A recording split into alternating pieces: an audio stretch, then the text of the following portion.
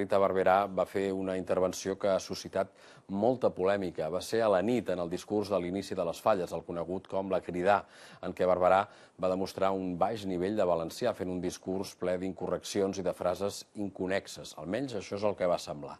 L'alcaldessa s'ha disculpat avui i ha assegurat que es va quedar en blanc, però també ha aprofitat per fer broma i ha reclamat l'autoria d'una nova paraula, caloret. Aquest és el fragment del moment. Vos anime a que dejéis pasar el fred del verano, el fred de l'hivern, i busquem el caloret faller, el caloret, sin duda, el caloret de foc i la flama. Tenim que buscar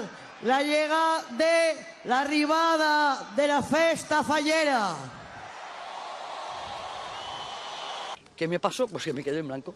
Yo tenía un tema trabajado, probablemente me había trabajado demasiado encorsetado, quise hacerlo demasiado próximo, pero no me negaréis que tengo por lo menos la paternidad o la maternidad de alguna palabra nueva, ¿eh? Eso sí que... Les justificacions de Rita Barberà. En tot cas, les dificultats de l'alcaldessa de València per parlar en valencià ens porten a reflexionar sobre l'estat de la llengua en aquell territori. Per això avui analitzarem la salut del valencià de la mà de Balí Flors, sociolingüista que en aquests moments està fent una tesi doctoral per comparar els efectes sobre el català de les polítiques educatives a Catalunya i a València. Balí Flors, què tal? Bona nit. Bona nit, moltes gràcies per la invitació. Moltes gràcies a tu per venir a les notícies de les 10. D'entrada, sé que és un tema recurrent i per part de molta gent resolt, però està bé que li posem una mica de ciència i d'acadèmia. El valencià no és pas una llengua diferent al català. Bé, des del punt de vista lingüístic no hi ha dubte per la proximitat de l'estructura i pel fet de la intercomprensió mateixa. Aquesta entrevista és un exemple evident de que no es poden considerar llengües diferents, però sí que és veritat que existís una percepció en un segment important de la població, especialment al voltant de València, que sí que consideren les dues llengües com a llengües diferents i diguem que aquesta percepció ha estat aprofitada per determinats sectors polítics, especialment de la dreta i més espanyolistes, per atacar els processos de canvi social, de canvi lingüístic, etc., que sobretot en la transició s'intentaven impulsar al País Valencià. On és l'origen d'aquesta creença, que són dues llengües diferents? Jo crec que, en primer lloc, en el fet de la desconnexió històrica entre els dos territoris. Això marca, evidentment, dificultats per entendre quina és la situació real i, de l'altra banda, una ignorància total de la nostra llengua, per la marginació que ha estat sotmesa a favor del castellà. El que sí que hem de tindre clar és que els sectors que han treballat per a la recuperació de l'ús del valencià sempre han tingut clara que es tracta de la mateixa llengua i, en qualsevol cas, sí que hem defensat la denominació històrica de la llengua al nostre territori, que en aquest cas és valencià, sense negar l'origen comú de la llengua. Aquesta nit ens hem proposat fer un retrat sobre l'estat de salut del valencià, el territori valencià. Quanta gent l'entén actualment, el valencià, a València? Actualment hem de tindre en compte al País Valencià que existeixen dos territoris, un territori històricament catalanoparlant i un territori històricament castellanoparlant. Diguem que en els territoris històrics on s'ha parlat la llengua el nivell de comprensió actualment se situa en un 70% aproximadament, del qual un 50% de la gent sap parlar el valencià. Això en el nivell més general. Després, si entrem a comparar... És a dir, perdona, 70% l'entén? De persones que l'entenen i 50% de persones que el saben parlar. Si mirem les diferències per territoris, és evident que existeixen diferències importants que se situarien en un mínim d'un 30% de gent que sap parlar alacant i un màxim d'un 70% als entorns de València, descomptant la ciutat i d'Alcoi i Gandia, que són les comarques on el català té una vitalitat més alta.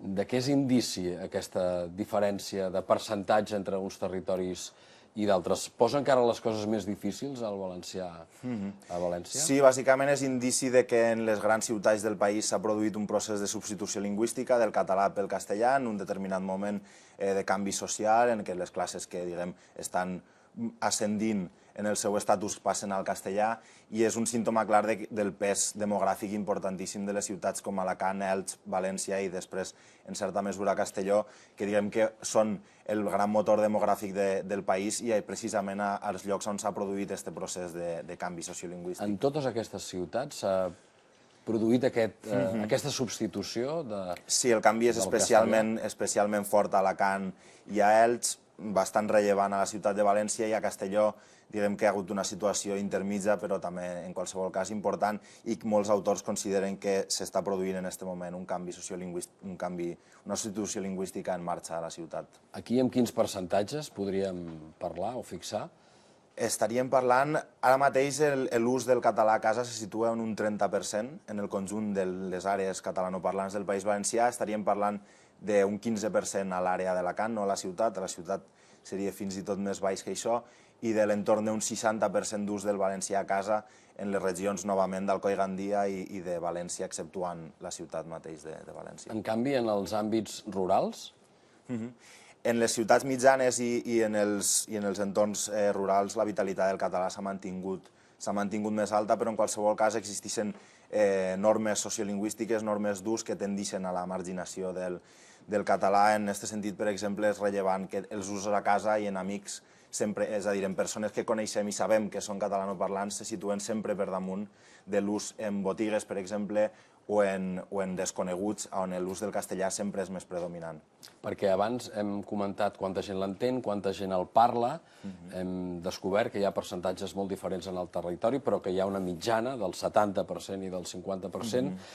Llegir i escriure, quanta gent el llegeix i l'escriu? Ara mateix no recordo els percentatges exactes, però sí que és important assenyalar que existeixen dues tendències contraposades. D'una banda està la tendència que n'hi ha cada vegada menys gent que sap parlar i que entén el català en les habilitats orals, per tant, i que les habilitats escrites sí que s'han incrementat molt els últims anys, bàsicament per l'acció de l'escola, però sobretot perquè abans de la transició, diguem, la immensa majoria de la població era analfabeta, per tant era impossible, diguem, retrocedir en aquestes habilitats escrites. Ara ho has començat a apuntar, però no sé si podem concretar una mica més. És molt important per una llengua l'ús que se'n fa de la llengua, més enllà del coneixement que se'n té o de l'habilitat d'entendre-la o de parlar-la, no? En aquests moments, el valencià en quins àmbits s'utilitza? És una llengua més familiar? Té prestigi social? L'ha anat perdent? Com he dit abans, principalment el valencià, els llocs on més es fa servir és en coneguts, per tant, en àmbits familiars o bé en amics. I el que sí que és important de destacar és una tendència, diguem, a la baixada dels usos del català en tots els àmbits. És una baixada generalitzada. De fet, les primeres enquestes després de les polítiques de recuperació indicaven una tendència a l'increment de l'ús del valencià en diferents àmbits. Després va haver un moment entre el 1995 i el 2005, els 10 primers anys del govern del PP, on se paren de fer enquestes, i el 2005 ens trobem un canvi de tendència bastant important cap a la baixada d'usos del valencià, que ha continuat fins al 2010, de manera que, per exemple, en l'àmbit de la casa es detecten 15 punts de diferència entre el 1989 i el 2010. Per tant, en un període de 20 anys perdem un 15% d'ús i ens quedem al voltant d'un 30% al conjunt del país. Quines són les causes que estan incidint directament en aquest retrocés? Bé, jo crec que és significatiu la dimensió temporal. Si pensem que el 1995 comença el govern del Partit Popular i comencen, diguem, les polítiques menys favorables o fins i tot contràries a l'extensió de l'ús social del valencià, crec que és molt significatiu que el canvi de tendència es produïsca precisament en aquests anys. Polítiques que comencen a l'escola, no? En primer lloc a l'escola, és a dir, passem d'una implementació bastant fluixa de l'escola en valencià per part del PSPB, que era el partit anteriorment al govern, passem d'un moment d'una implementació feble, com deia, a un moment d'obstaculització o directament ara d'atac i de retrocés en la implantació del català a l'escola. Fins al punt que les famílies que ho voldrien no tenen ni l'opció de fer-ho, no? Si existís la tendència a que no se complís, diguem, en tota la demanda que existís d'ensenyament en valencià, i després existís l'altra tendència, que és en un context, diguem, de retallades i de suport a l'escola privada concertada i de retallades focalitzades en l'escola pública, i les retallades d'unitats escolars sempre s'han centrat o s'han intentat centrar en les línies en valencià, el que se diuen programes d'ensenyament en valencià, que és on precisament s'ha focalitzat, diguem, aquestes retallades. Li falta també protecció normativa respecte, per exemple, a l'ús obligatori de la llengua en determinats àmbits com el de l'administració pública, per exemple.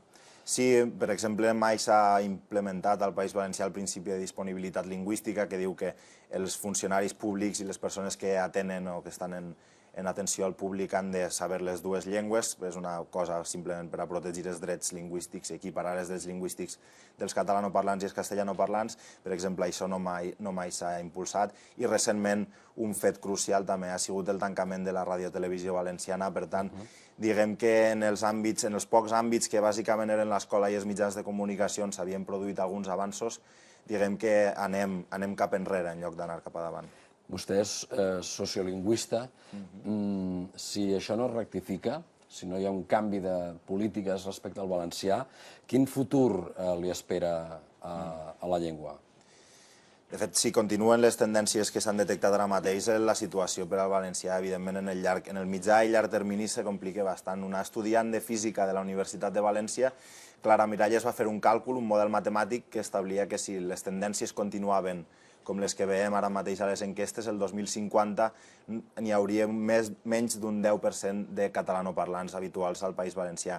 Jo no sóc molt partidari d'aquestes visions, diguem, tan lineals, perquè evidentment se poden produir canvis, especialment un canvi polític que, diguem, pugui generar un canvi en les polítiques lingüístiques, però en qualsevol cas els indicadors són preocupants. I en tot cas també la gent també hi compta, no? I també hi haurà de dir la seva, en tot cas, en tot això. I una manera d'expressar-ho també és veritat que és políticament, no?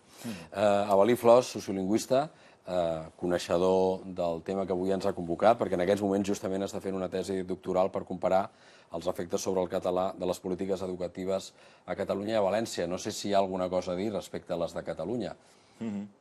Bé, de moment veiem que a Catalunya, diguem, la implantació d'un model escolar únic, inclusiu, ja on el català actua com a llengua vehicular majoritària de l'ensenyament. També hi ha pressions sobre això en aquests moments. Evidentment hi ha pressions en el debat polític, diguem que n'hi ha pressions a molts nivells, des de, diguem, el Partit Popular, evidentment pressions per a, diguem, fer retrocedir l'ús vehicular del català tant a Catalunya com al País Valencià i a les Illes, com hem vist en el govern de Bauzá o en el govern d'Alberto Fabra al País Valencià. De totes maneres, comparant-nos amb València o amb les Illes, a Catalunya estem prou bé. Evidentment, existeix bàsicament el fet que tots els alumnes són escolaritzats en el mateix model i no com passa en el País Valencià, on tenim dos models i on el model d'ensenyament en valencià sempre s'ha trobat obstacles, diguem, per assolir una majoria de l'alumnat.